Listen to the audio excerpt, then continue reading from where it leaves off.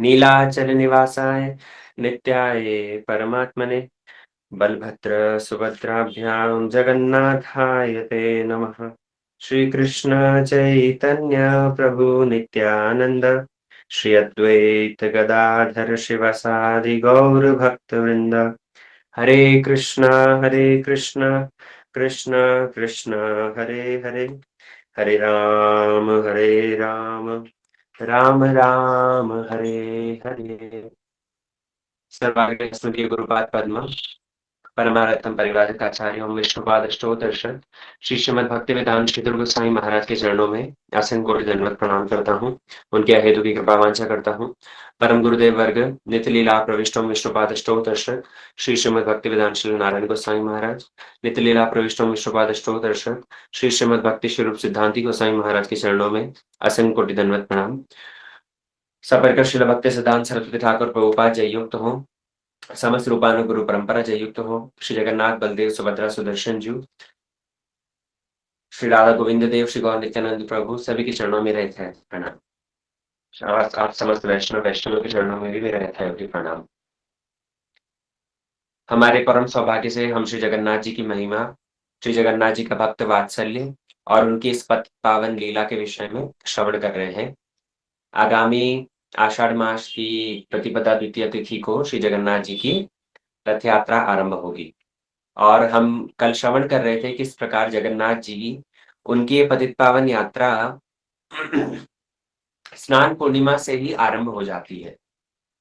स्नान पूर्णिमा और ये गुंडीचा यात्रा या ये पतित पावन यात्रा या ये रथ यात्रा, ये दो ऐसे विशेष उत्सव है जिसके ऊपर स्वयं जगन्नाथ जी अपना रत्न मंडप परित्याग करके और बाहर आते हैं।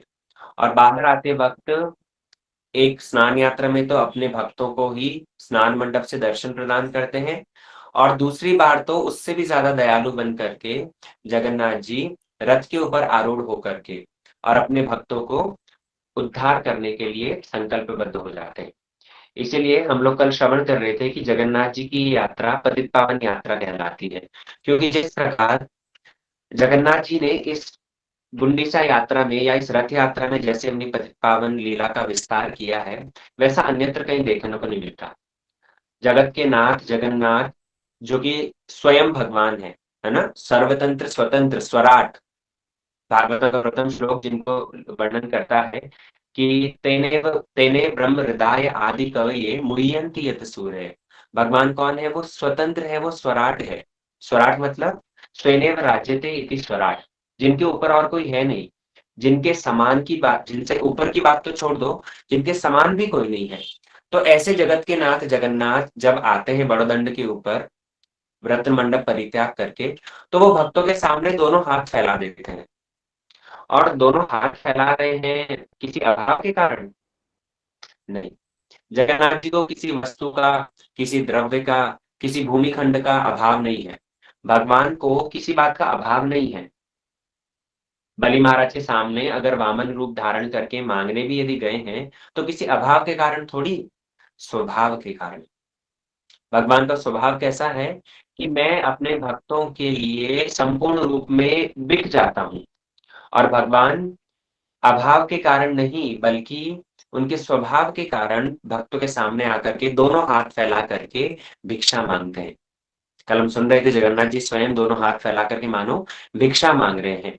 क्या भिक्षा मांग रहे हैं? भक्ति की भिक्षा मांग रहे हैं, भाव की भिक्षा मांग रहे हैं, सेवा की भिक्षा मांग रहे हैं, प्रेम की भिक्षा मांग रहे हैं। भक्त मेरे सामने उपस्थित होकर के जिस किसी भाव से आए, मैं उसको उस भाव को ग्रहण करूंगा और उसे अंगीकार कर लूंगा, है ना। इसलिए भगवान की जो पतित पावन लीला है, इस पतित पावन लीला के कई सारे विस्तार देखने को मिलते हैं, है ना। जो भी सामने आता है उसी का निस्तार करने के लिए श्रीमन जगन्नाथ महाप्रभु प्रस्तुत है। और विशेष करके देखो, जिन लोगों का मंदिर के अंदर प्रवेश है वो तो जगन्नाथ जी के दर्शन कहीं भी कर सकते हैं, लेकिन जिन लोगों का मंदिर में प्रवेश नहीं है उन लोगों के लिए जगन्नाथ जी स्वयं सिंह द्वार पर भी उपस्थित है। आप लोग जाकर के देखिए जगन्नाथ जी जहाँ मंदिर के अंदर प्रवेश द्वार है, सिंह द्वार जो मुख्य द्वार है, उस मुख्य द्वार के ऊपर पतित पावन के रूप में जगन्नाथ जी विराजमान है।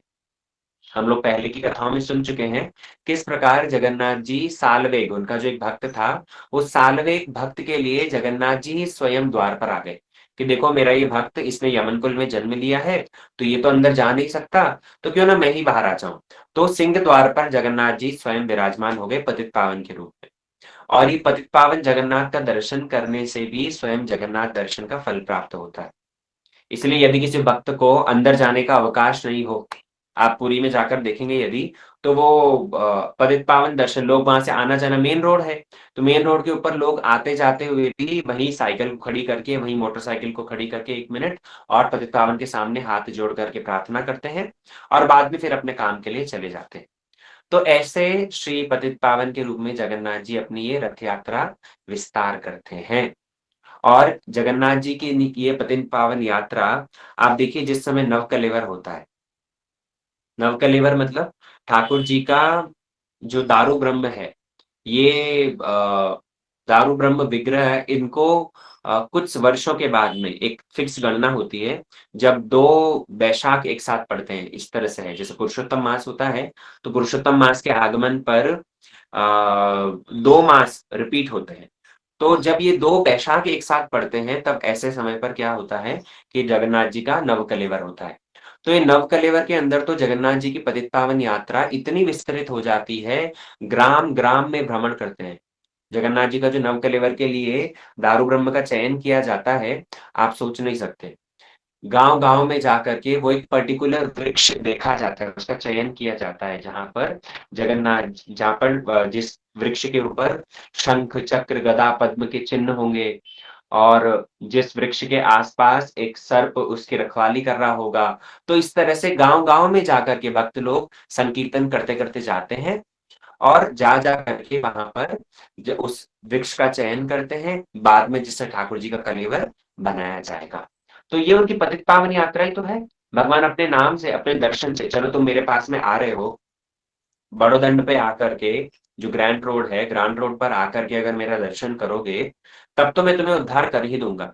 अच्छा चलो मेरे पास में नहीं आ रहे, तो मैं तुम्हारे पास में ही नवकलेवर यात्रा के माध्यम से, मैं ही गांव-गांव में भ्रमण करके अपने नाम के माध्यम से तुम्हें पवित्र कर दूंगा। है ना? इसलिए जगन्नाथ जी की ये पतित पावन यात्रा जो है, ये बड़ी मंगलमय है।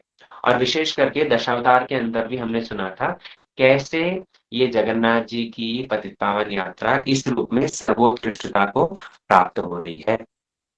हम लोग जगन्नाथ जी के भक्तों के विषय में भी सुन रहे थे और जगन्नाथ जी ने क्यों ये रूप धारण किया, उसके विषय में भी हमने एक रहस्य सुना था। है ना? हमारे श्रीपाद वल्लभ गोपाल प्रभु ने आप लोगों को श्रवण करवाया कि कैसे जगन्नाथ जी ये प्रेम का ही द्रवीभूत स्वरूप है। जगन्नाथ जी कौन है? ये प्रेम का द्रवीभूत स्वरूप है और ये अपनी भक्त वत्सलता को प्रकाश करने के लिए किसी भी हद तक जा सकते हैं। है ना? भक्तों के लिए कहाँ चोरी करते हैं, भक्तों के लिए कहाँ पिटाई खाते हैं, भक्तों के लिए अपने भक्त के गान, अपने भक्त के पदों को सुनने के लिए जगन्नाथ जी कांटों के बीच में भी चलते-चलते आगे तक पहुँच जाते हैं। है ना? गीत गोविंद का प्रसंग आप सब लोग जानते हैं, आप सब लोगों ने सुना है। किस प्रकार जयदेव गोस्वामी द्वारा रचित गीत गोविंद को सुनने के लिए जगन्नाथ जी पीछे-पीछे देवदास जी के पीछे-पीछे चलने लग जाते हैं। गीत गोविंद से ही बना हुआ खंडवा, वो जो वस्त्र पहनते हैं, वो वस्त्र भी गीत गोविंद के अक्षर जिस पर अंकित हैं, वही पहनते हैं। और गीत गोविंद की ही बनाई हुई जो माला है, तुलसी माला है, सुने हैं ना आप लीला? किस प्रकार स्वयं जयदेव गोस्वामी के मन में इच्छा हुई कि ये गीत गोविंद की ही वस्त्र ठाकुर जी को पहनाने चाहिए। तो कपड़े बनाने वालों के पास में, बुनाई करने वालों के पास में पहुँच गए और गीत गोविंद गाने लग गए। लेकिन गाते-गाते क्या हुआ? मूर्छा आ गई। जब प्रेम मूर्छा हो गई, तो प्रेम मूर्छा होते-होते गान करना बंद कर दिया। गीत गोविंद जो लोग पढ़े हैं, देखे होंगे, आयम आरंभ जब होता है दशावतार स्तोत्र से, तो जयदेव गोस्वामी एक-एक गान, एक-एक पद गाते जा रहे हैं। चंदन चर्चित नील कलेवर, प्रलय पयोधि जले वनमा, किस तरह से सब कुछ गान करते-करते जा रहे हैं। लेकिन जैसे ही उसके अंदर भगवान के बासंती रास का वर्णन आता है, कृष्ण के ब्रज में कई तरह के रास हैं, जरा समझिएगा। तो कृष्ण ने इन विभिन्न रासों के अंतर्गत एक उनका बासंती रास है। कृष्ण का जो ब्रज में रास होता है, हम वृंदावन जाते हैं, वृंदावन में रास मंडल है। तो ये रास मंडल के अंदर तो कृष्ण ने शरद पूर्णिमा को रास किया था, शारदीय रास हुआ था। और कृष्ण का ऐसे भी नित्यपति रास होता रहता है। लेकिन उन्होंने गिरिराज गोवर्धन में, गिरिराज जी की तलेटी में उन्होंने जो रास किया था बसंत ऋतु के अंदर, वो बसंत ऋतु के अंदर किया हुआ रास बड़ा विशेष है। वो वासंती रास है। तो वो वासंती रास क्यों विशेष है? जयदेव गोस्वामी ने उसका वर्णन किया है अपने गीत गोविंद में। वो कह रहे हैं किस प्रकार बासंती रास के अंदर श्रीमती राधा रानी की सर्वोत्कृष्टता स्थापित होती है। अब कितने लोग इस बात को समझ पाएंगे, थोड़ा सा ध्यान दीजिएगा।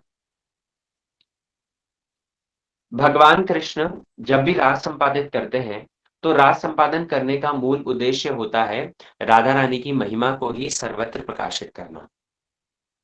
अगर राधा रानी की महिमा स्थापित ना करनी हो, तो कृष्ण रास ही नहीं करते। ब्रज में जो रास होता है, रास की रासेश्वरी श्रीमती राधा रानी है। और रासेश्वरी जब उपस्थित होती हैं तभी जाकर के रास होता है। भक्ति विनोद ठाकुर कहते हैं, तू बोले तुहु बिना कहाँ रास, तुहु लागी मुरा बरजवास। कृष्ण के मन का भाव है कि राधा जी आपके बिना तो कभी रास संपन्न हो ही नहीं सकता, इसीलिए आपके कारण मैं ब्रज में रास करता हूँ। बासंती रास जब कृष्ण करते हैं, तो बासंती रास के अंदर श्रीमती राधा रानी की महिमा को ही सर्वोत्कृष्ट के रूप में कृष्ण स्थापित करने की कोशिश करते हैं। कैसे? भागवतम, आइए चलिए भागवतम से थोड़ा सा इसका समझने का प्रयास करेंगे कि कृष्ण जब ब्रज के अंदर वंशी वट पर रास करते हैं, तो वहां पर कृष्ण की कई सारी तरह की गोपियां होती है। वहां पर स्वपक्षा, विपक्षा, तटस्था, सुहृद पक्ष, कई तरह की गोपियां वहां पर विराजमान होती हैं। इसलिए उनको पंचायती रास भी कहा जाता है।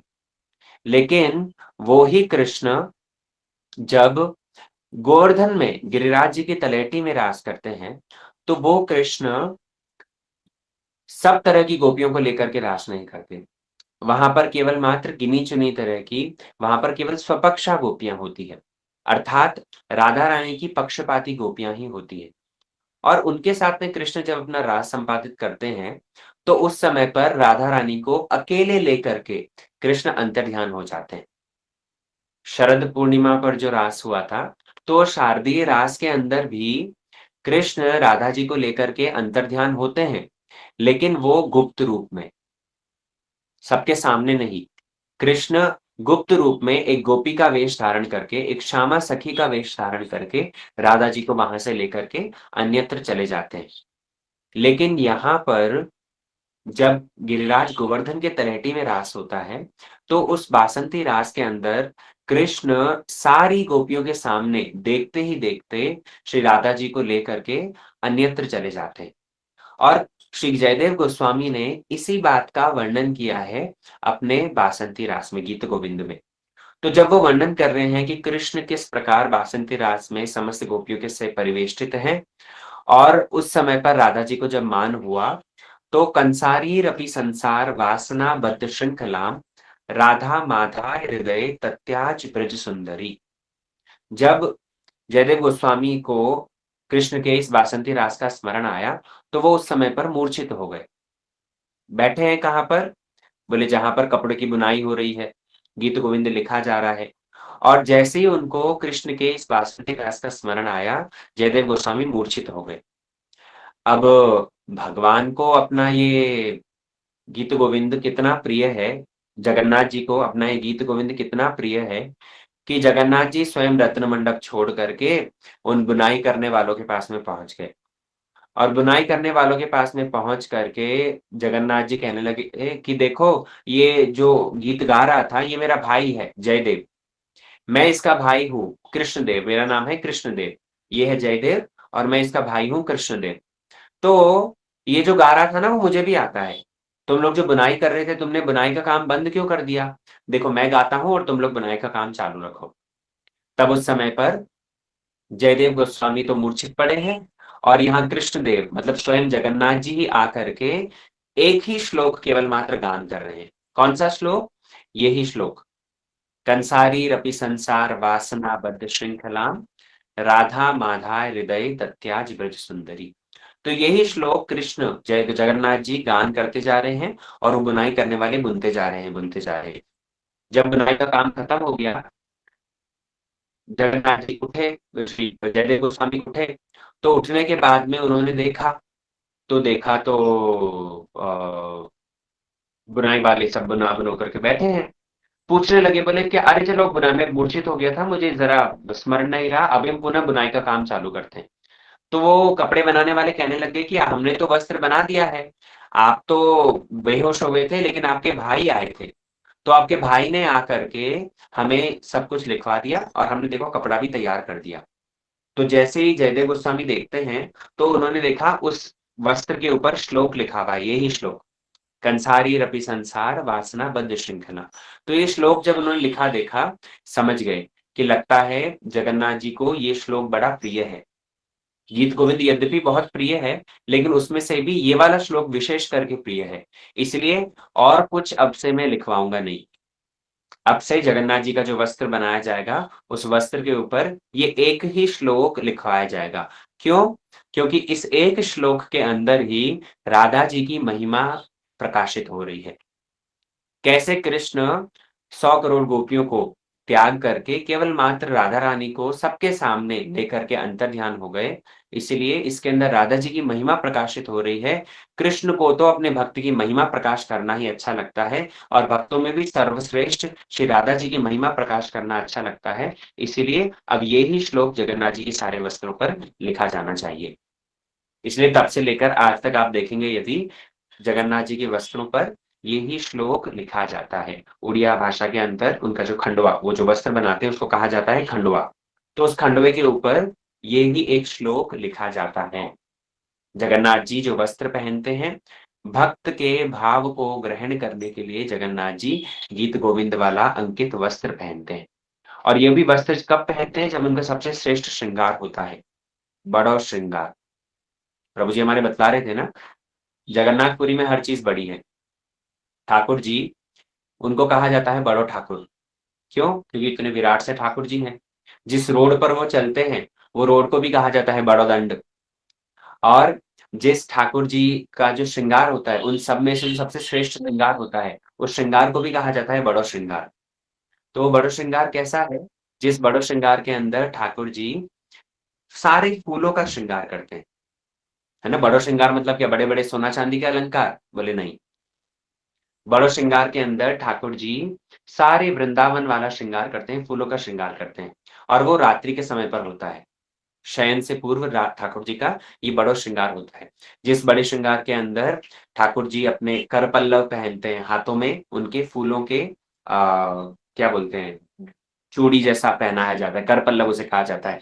नाक पर बड़ा सुंदर सा नागचना पहनते हैं, जिस नथ, जैसे लेडीज नथ पहनती है, ऐसे ही ठाकुर जी उससे बना हुआ, फूलों से बना हुआ नथ पहनते हैं। उसके बाद में गले में अधरा माला पहनते हैं, बहुत मोटी सी फूलों से बनी हुई ठाकुर जी अधरा माला पहनते हैं, और एक खंडवा पहनते हैं, है ना। इसलिए वहां के भक्त लोग कहते हैं ठाकुर जी का श्रृंगार कैसा है?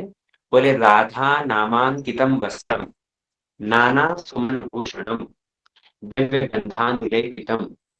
ठाकुर जी का ऐसा सुंदर श्रृंगार है, पूर्णानंद घनीभूतम दिव्य गंधानुलेपितम। ठाकुर जी वस्त्र कैसे पहने हैं? बोले राधा नामांकितम वस्त्रम, वस्त्रों के ऊपर राधा जी का नाम लिखा हुआ है, राधा जी की महिमा सूचक श्लोक लिखा हुआ है, ये गीत गोविंद का श्लोक लिखा हुआ है। उसके बाद में बोले नाना सुमन भूषण, अलंकार कहते हैं, फूलों का श्रृंगार है। फूलों का श्रृंगार क्यों है? क्योंकि जैसे ब्रज के सखा लोग, ब्रज की सखियां, ब्रज की गोपियां कृष्ण को वही जंगल के पुष्पों को और पत्तों को, कर पल्लवों को लेकर के कृष्ण का श्रृंगार करती थी, वैजयंती माला पहनाती थी, वनमाला पहनाती थी, ऐसे ही आज भी ठाकुर जी ने वैसा ही फूलों का श्रृंगार किया है। इसलिए राधा नामांकितम वस्त्रम नाना सुमन भूषणम, सुमन अर्थात पुष्प, तो पुष्पों से सजा हुआ ठाकुर जी का वो श्रृंगार है। और पूर्णानंद घनीभूतम, ठाकुर जी वही ब्रज का श्रृंगार करके, ब्रज के परिवेश को स्मरण करके संपूर्ण रूप में आनंद में घनीभूत अवस्था को प्राप्त है। मतलब उससे ज्यादा आनंद ठाकुर जी का और कभी नहीं होता। पूर्णानंद घनीभूतम दिव्य गंधानुलेपितम, उनके श्रीअंग पर क्या लगाया जाता है? बड़ा ही सुगंधित चंदन का भी थोड़ा सा लेप किया जाता है। तो ऐसे बड़ो श्रृंगार ठाकुर जी का जो होता है, वहां पर रात्रि के समय पर यही गीत गोविंद द्वारा सुसज्जित होता है। माला जो पहनते हैं, माला के विषय में भी हम सुन रहे थे किस प्रकार ठाकुर जी वही गीत गोविंद से अंकित माला पहनते हैं। एक समय दक्षिण भारत से कोई एक ब्राह्मण बहुत बड़े बड़े तुलसी के पत्ते लेकर के आया जगन्नाथपुरी। और ये जो जयदेव गोस्वामी की पत्नी थी पद्मा, तो इन पद्मा से कहने लगा कि देखो, मैं बहुत बड़े बड़े तुलसी के पत्र लेकर के आया हूँ, तुम इन पत्रों को लेकर के ठाकुर जी के लिए माला बनाओ। और माला तो बनाओगी, माला के जो पत्ते होंगे उन पत्तों के ऊपर तुम गीत गोविंद का एक एक अक्षर अंकन करके लिखना। अब जैसे ये बात पद्मा ने सुनी, उसको बड़ा अच्छा लगा कि गीत गोविंद तो ठाकुर जी सुनते ही हैं। सुबह उठते वक्त गीत गोविंद सुनते हैं, रात में सोते वक्त गीत गोविंद सुनते हैं, और गीत गोविंद से ही बुना हुआ वस्त्र भी पहनते हैं। अब माला भी अगर ठाकुर जी पहनेंगे कितना अच्छा होगा। तो इसलिए पद्मा ने क्या किया, उसी तुलसी के बड़े बड़े पत्तों पर गीत गोविंद चंदन के लेप से गीत गोविंद के अक्षरों को अंकन करते करते सुंदर माला बनाई और माला लेकर के पंडे को दी। और जैसे ही जगन्नाथ जी के पंडित को ये माला दी है, गीत गोविंद से अंकन की दी, पंडित को तो बड़ा गुस्सा आ गया। बोले इनका नाटक बढ़ता ही जा रहा है। गीत गोविंद सुन रहे हैं ठाकुर जी, शयन के वक्त उठते वक्त गीत गोविंद के वस्त्र पहना रखे हैं ठाकुर जी को, और अब तो अब गीत गोविंद की माला भी पहनाएंगे। पंडित ने क्या किया, वो माला को लेकर के समुद्र में फेंक दिया। लेकिन सवेरे जैसे ही मंगल आरती होती है, तो मंगल आरती के समय पर क्या देखा, जगन्नाथ जी के गले में वो ही गीत गोविंद से सजी हुई तुलसी की माला है। और जितने सारे सब अलंकार थे, ठाकुर जी ने उसको अन्यत्र कर दिया। इसलिए गीत गोविंद से अंकित वही माला, गीत गोविंद से अंकित वही वस्त्र, और कानों में भी वही गीत गोविंद का शब्द ठाकुर जी सुनना चाह रहे हैं। मतलब ऐसी वत्सलता आपको देखने को मिलेगी। भगवान भक्त के द्रव्य को ग्रहण करने के लिए भी ये अभाव प्रकाशित करते हैं। है ना, हमने कहा था ना कल, ठाकुर जी स्नान भी करते हैं तो क्यों? क्योंकि भक्त उनको स्नान करवाना चाह रहे हैं। ठाकुर जी अगर स्नान करने के बाद में बीमार भी होते हैं तो क्यों? क्योंकि भक्त उनको औषधि खिलाना चाह रहे हैं, भक्त उनको सेवा करना चाह रहे हैं। ठाकुर जी स्नान करने के बाद में उनको ठंड भी लगती है, उनको ठंड भी लगती है अगर, तो वो भी केवल मात्र भक्तों को से गर्मी, सूर्य देव से गर्मी ग्रहण करने के लिए, और भक्तों को ये द्रव्य को, भक्तों की भाव को भगवान ग्रहण करने के लिए ही ये जगन्नाथ स्वरूप में आए हैं। इसलिए ये गीत गोविंद ठाकुर जी को बड़ा प्रिय है। भगवान के भक्तों द्वारा रचित जो कुछ भी पद है, वो भगवान को प्रिय है। भक्त यदि टूटी फूटी भाषा में भी जो कुछ भी कहे, तो भगवान उसको बड़ी प्रशंसा करते हैं, सराहते हैं। और अगर कोई अभक्त हो, वो अभक्त बड़ी अलंकार भाषा से युक्त होकर के भगवान की स्तुति भी करे, तब पर भी भगवान को अच्छी नहीं लगती। है ना, नारद जी ने इसी बात को पुष्टि किया है। नारद जी जिस समय पर वेद व्यास जी को उपदेश दे रहे हैं, आप लोग पढ़िए श्रीमद् भागवतम, भागवतम के अंतर्गत आता है कि नारद जी, वेद व्यास जी दुखी होकर के सरस्वती की नदी पर तट पर बैठे हैं, और नारद जी से पूछ रहे हैं कि मैं दुखी क्यों हूं, मेरे दुख का कारण बताओ। तो नारद जी स्वयं कहते हैं कि देखो, न यद्वचिश्चित्र पदम हरे यशो जगत पवित्रम प्रगणित करहिचित तद्वायशम तीर्थ मुशंति मानसा न यत्र हंसा निर्मंतु शिक्षया। नारद जी कहते हैं कि देखो, अगर कोई कौवे का तीर्थ हो, कौवे का तीर्थ मतलब कौवा कहाँ बैठता है, कौवे का तीर्थ कहाँ होता है? जहां गंदगी है, जहां दुर्गंध आती है, ऐसा स्थान कौवे का तीर्थ है। तो ऐसे कौवे के तीर्थ पर तो कभी भी हंस जाकर के बैठेगा नहीं। कौवे का तीर्थ क्या है? बोले जगत की जितनी सारी चर्चा है, ये जगत की सारी चर्चा कौवे के तीर्थ के समान है। लोगों को आपस आपस में जब चर्चा करते हुए आप सुनेंगे, इधर उधर की बातों में ही कितना सारा अपना समय व्यर्थ ही बिता देते हैं। और वो सबका सब कैसा है, वो कौवे की तरह काव काव काव काव करने वाला है। लेकिन दूसरी ओर हंस कहाँ विहार करता है? कहते हैं हंस विहार करता है मानसरोवर में, जहां पर सुंदर कमल की नाल में स्थित मधु है, उस मधु का पान करता है हंस। तो कौवे के तीर्थ पर तो कोई जाना पसंद करता नहीं। हंस कभी भी उस ओर ध्यान नहीं देता। और दूसरी ओर जहाँ पर मानसरोवर में सुंदर-सुंदर कमल पुष्प खिले हुए हैं, उन कमल के पुष्पों पर कौवों का प्रवेश नहीं है। इसीलिए भगवान के गुणगान, भगवान के जो भगवान की जो महिमा सूचक पद हैं, जो कीर्तन हैं, वे सब के सब तो भगवान को अत्यंत प्रिय हैं। वो तो परमहंसों को, साधुओं को भी प्रिय हैं। लेकिन दूसरी ओर भक्तों के द्वारा कहा हुआ कोई भी शब्द भगवान को अच्छा नहीं लगता। इसलिए ठाकुर जी का यही भक्त वत्सलता जगन्नाथ रूप में देखने को मिलती है। अपने भक्तों द्वारा रचित गीत गोविंद को ठाकुर जी कितना प्रिय मानते हैं कि जयदेव गोस्वामी की महिमा सर्वत्र उस गीत गोविंद के द्वारा प्रकाशित हो रही है। और आप देखेंगे अगर ये गीत गोविंद ऐसा एक ग्रंथ है जो कि पीएचडी लेवल के लोगों के लिए भी आज तक पूजनीय रहा है। ये गीत गोविंद के ग्रंथ के ऊपर ही बड़े-बड़े लोगों ने पीएचडी तक करी है। आप पर देखिएगा थीसिस वगैरह हुई है इसी के एक-एक पद को लेकर के। जो लोग शास्त्र ग्रंथ के ऊपर पीएचडी करते हैं, तो वो लोग गीत गोविंद को अपना एज़ सब्जेक्ट लेकर के उसके ऊपर पीएचडी करते हैं। इसलिए ऐसे भगवान की ये भक्त वत्सलता है। भगवान भक्त के लिए क्या नहीं करते विचार करो। एक समय पर गोस्वामी तुलसीदास जी वे भी ब्रज में यहाँ जगन्नाथपुरी में आए और जगन्नाथपुरी में आ करके उन्होंने भी जगन्नाथ जी के दर्शन किए। अब हम जगन तुलसीदास जी का वृंदावन गमन तो सुनते हैं कि तुलसीदास जी किस प्रकार वृंदावन में गए थे और वृंदावन में जा करके उन्होंने कृष्ण मूर्ति का दर्शन किया। लेकिन कृष्ण मूर्ति का दर्शन करके उनके मन में संतोष नहीं हुआ। उनको ऐसा था कि अरे अगर मेरे सामने वही धनुष बाण लेकर के उपस्थित हो तब जाकर के मेरा मस्तक झुकेगा। तो कृष्ण ने तो उनके लिए धनुष बाण हाथ में लिया, है ना? यद्यपि राम और कृष्ण एक ही हैं, दोनों में तत्वतः कोई भेद नहीं। लेकिन तब पर भी तुलसीदास जी ने वहां पर कहा कि तुलसी मस्तक तब नवे जब धनुष बाण लो हाथ। कहा कहो छवि आपकी भले बने गुनाह, तुलसी मस्तक तब नवे जब धनुष बाण लो हाथ। कि हे प्रभु, आप जब धनुष बाण हाथ में लोगे तब जाकर के ही मेरा मस्तक आपके सामने नतमस्तक होगा और मैं आपको प्रणाम करूंगा। आपका ये कृष्ण स्वरूप मुझे इतना भा नहीं रहा है। तो उस समय पर कि क्या हुआ, देखते ही देखते कित मुरली कित चंद्रिका कित गोपियन को साथ, तुलसीदास के कारणे श्री कृष्ण बने रघुनाथ। कृष्ण लोग स्वयं उनको रघुनाथ रूप में दर्शन प्रदान किए और तुलसीदास जी उस समय पर अपना भाव व्यक्त करते हैं। तो यही तुलसीदास जी एक समय पर जगन्नाथपुरी में भी पहुंचे और जगन्नाथपुरी में जब आए थे तो जगन्नाथ जी के उस स्वरूप को देख करके भी उनको बड़ा अजीब लगा कि जगन्नाथ जी का ऐसा कैसा स्वरूप है।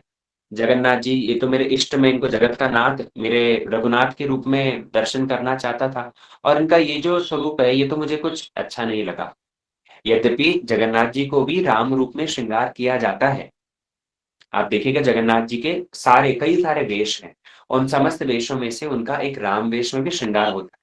जब एकादशी और गुरुवार एक साथ पड़ता है तब उस समय पर जगन्नाथ जी को छत्र दंड इत्यादि लगा करके राम रूप में पूजा की जाती है। अब जगन्नाथपुरी यदि जाएंगे तो वहां पर बहुत सारे उनके वेश हैं, है ना? तो राम रूप में भी उनकी पूजा होती है और विशेष करके देखो रामनवमी से आरंभ होकर के आगामी 7 दिनों तक, नेक्स्ट 7 डेज तक ठाकुर जी को राम रूप में उनका श्रृंगार होता है, उनकी पूजा इत्यादि होती है।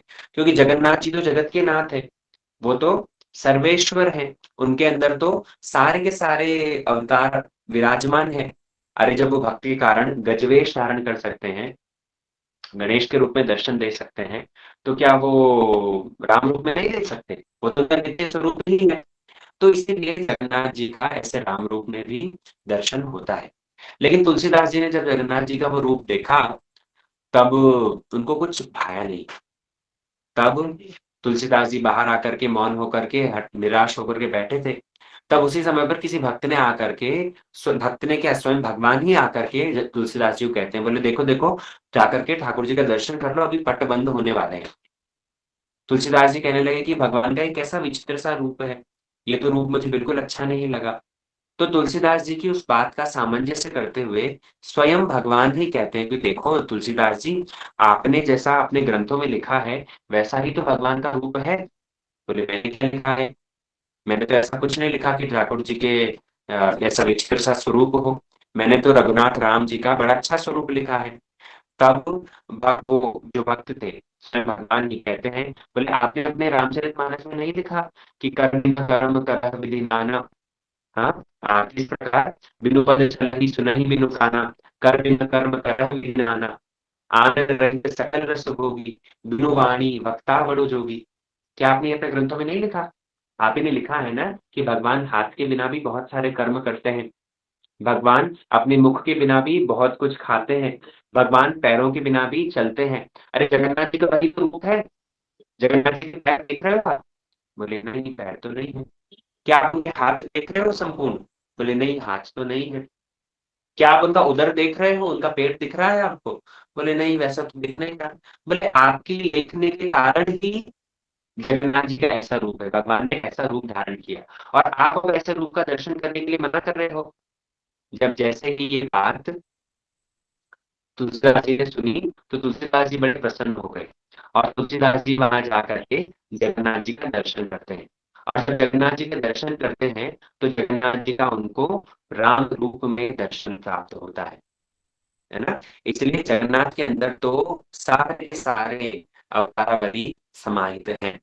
इनफैक्ट तुलसीदास जी की बात छोड़ो, वाल्मीकि जी ने भी जब रामायण लिखी है तो ये वाल्मीकि जी भी राम के जन्म का प्रसंग जब आता है, आप श्रवण कीजिए, राम को जगन्नाथ के रूप में वर्णन करते हैं।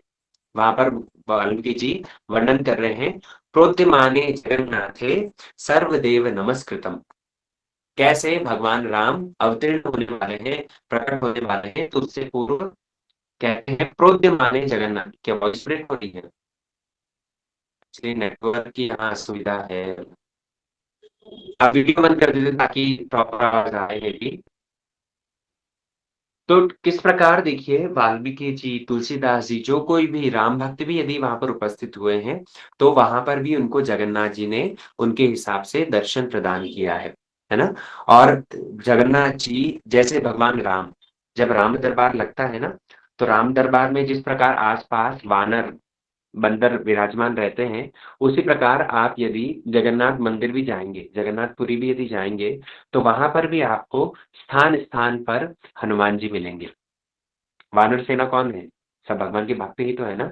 इसीलिए जगन्नाथ मंदिर के आसपास भी यदि आप देखेंगे, हर जगह वहां पर हनुमान जी विराजमान है। चारों कोनों में तो है ही, पूरब पश्चिम उत्तर दक्षिण, वहां पर तो चारों कोनों में हनुमान जी विराजमान है ही।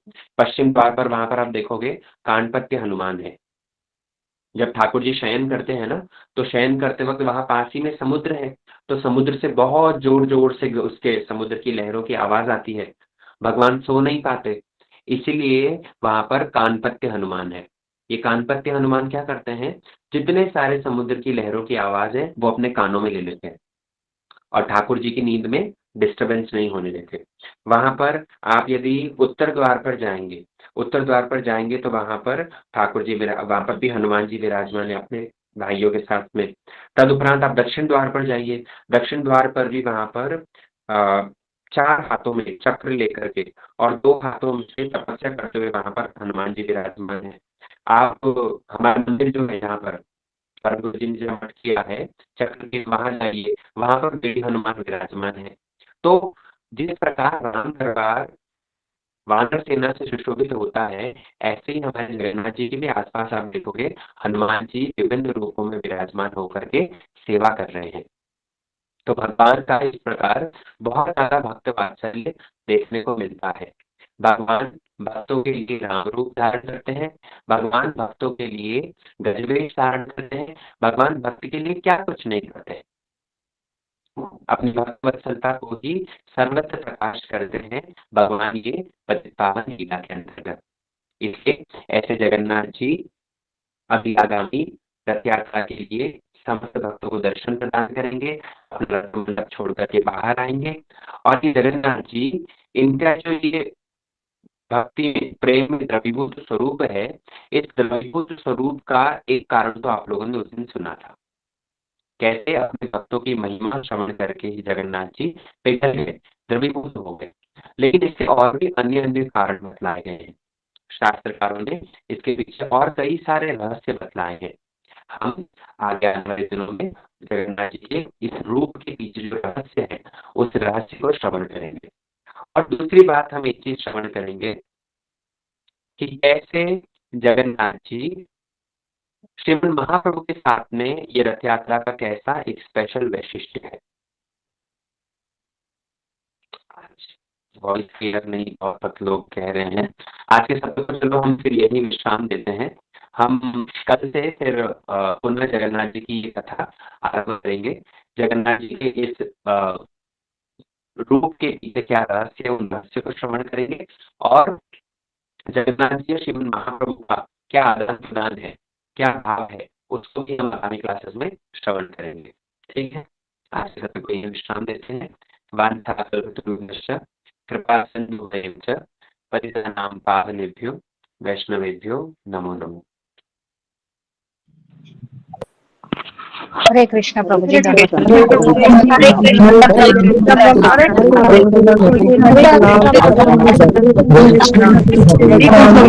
कृष्णा।